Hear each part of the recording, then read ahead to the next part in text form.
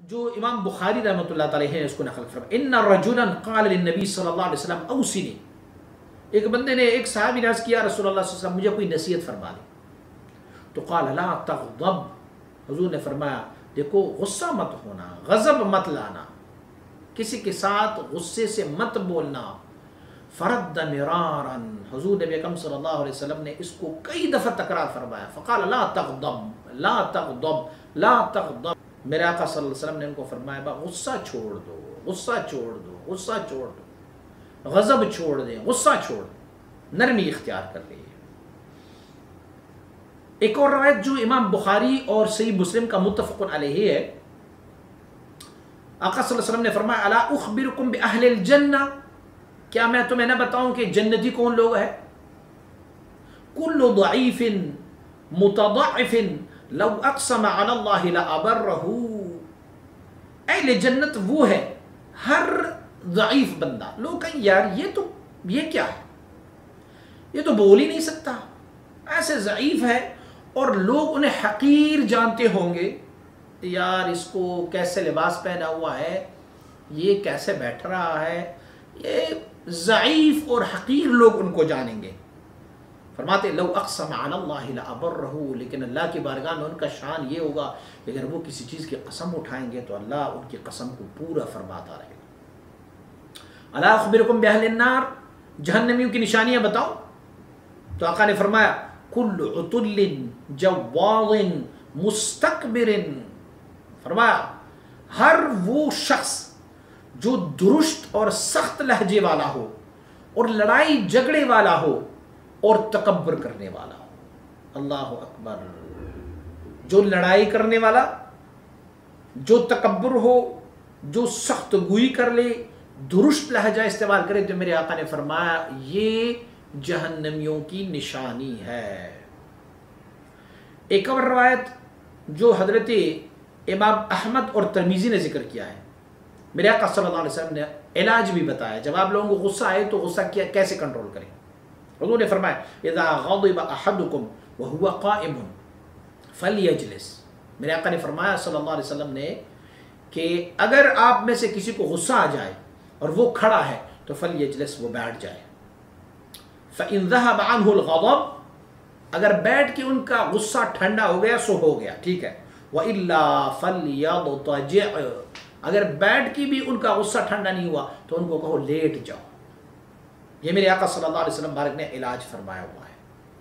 ان الغضب لیفسد الایمان، امام بہقی رحمۃ اللہ تعالی نے اس روایت کو نقل کیا ہے کہ ان الغضب لیفسد الایمان کما یفسد الصبر العسل. حضور نبی اکرم صلی اللہ علیہ وسلم بارک نے فرمایا کہ غضب جو ہے وہ تباہ کر دیتا ہے ایمان کو، ایسے تباہ کر دیتے ہیں جیسے کہ صبر شہد کو خراب کر دیتے ہیں.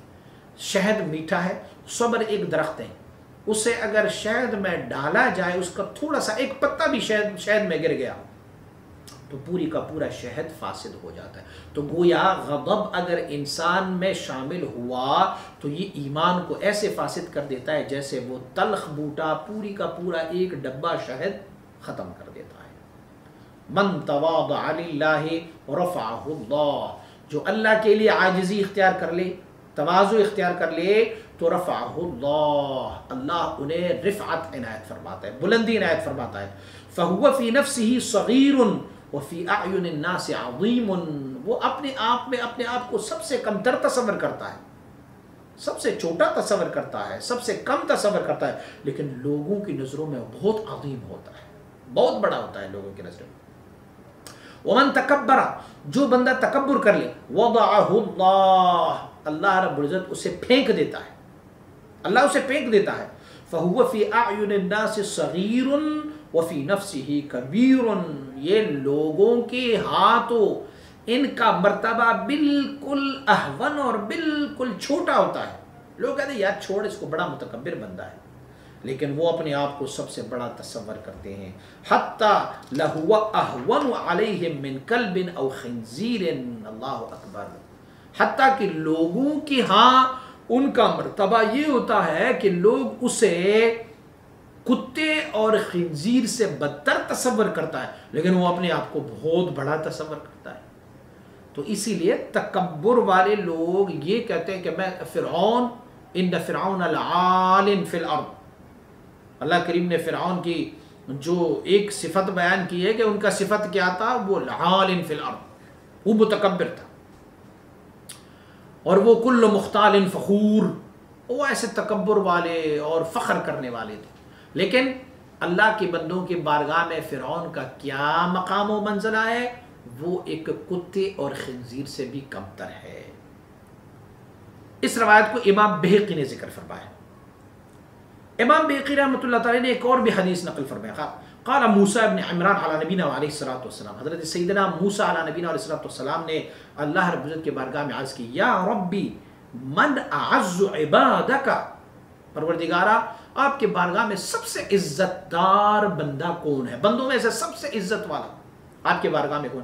قال من اذا قدر غفر، اللہ کریم نے فرمایا سب سے میرے بارگاہ میں عزت والا بندہ وہ ہے کہ وہ کسی بندے پر قادر ہو جائیں، اپنی غضب کو استعمال کرنا یا ان کو مارنا یا ان کو پیٹنا یا گالیاں نکالا، اس پہ قادر ہو، لیکن اس کے باوجود بھی ان کو کہے چل یار میں نے معاف کر دیا ہے. بس معاف کرنے والا جو ہے وہ اللہ کے ہاں سب سے عزت دار بندہ ہے. وقال ایضا علیہ الصلوۃ والسلام، امام بہقی نے ایک اور روایت بھی نقل فرمائی. فرمایا حضور نبی اکرم صلی اللہ علیہ وسلم نے فرمایا من خزن لسانہ ستر اللہ عورتہ، جو کہ اپنی زبان کو کنٹرول کر لے اللہ ان کی چھپی ہوئی چیزوں پر بھی پردہ ڈال لیتا ہے، عورت پہ پردہ ڈالتا ہے. ومن کف غضبہ کف اللہ عنہ عذابہ یوم القیامہ، جنہوں نے اپنی غضب اور اپنی غصے کو کنٹرول کر لیا تو اللہ کریم قیامت والے دن ان سے اپنی عذاب کو اٹھا لے گا. اللہ اکبر، وہ عذاب کا دن، وہ مشکل اور تکلیف والا دن. اس دنیا میں اگر اپنی غضب کو کنٹرول کر لی تو گویا اللہ رب العزت قیامت والے دن ان سے اپنی عذاب کو کنٹرول فرمائے گا، یعنی اپنا عذاب ان کو نہیں دے گا. وَمَنِ اعْتَذَرَ إِلَى اللَّهِ قَبِلَ اللَّهُ عُذْرَهُ، جو بھی اللہ کی طرف عذر پیش کر لے تو اللہ ان کے عذر کو قبول کر لیتا ہے. اللہ باوجود اتنی کبریائی کی، دیکھیں گناہ کر لیتے ہیں، ظلم کر لیتے ہیں بندے اپنے اوپر، سارا کچھ کر لیتے ہیں، لیکن پھر بھی اللہ کے بارگاہ میں گڑ گڑاتے ہیں، عذر کرتے ہیں تو اللہ ان کی گناہوں کو معاف فرما دیتا ہے. عذر کرتے ہیں تو کون ہے کہ تیرے بارگاہ میں ایک بندہ آئے، تیرے پاس ایک بندہ آئے اور تجھے عذر کر لے کہ مجھے معاف کر دے اور پھر بھی معاف نہ کرے. اللہ اکبر. تو یہ اللہ سے بھی بڑائی کا دعویٰ ہے. تو جو عذر کرنے کے لیے آئے تو اللہ کریم باوجود اتنی شان کبریائی کی اپنے دشمنوں کو معاف کر دیتا ہے. جب وہ صدق دل سے توبہ کر لے، عذر پیش کر لے تو اس کو معاف کر دیتا ہے.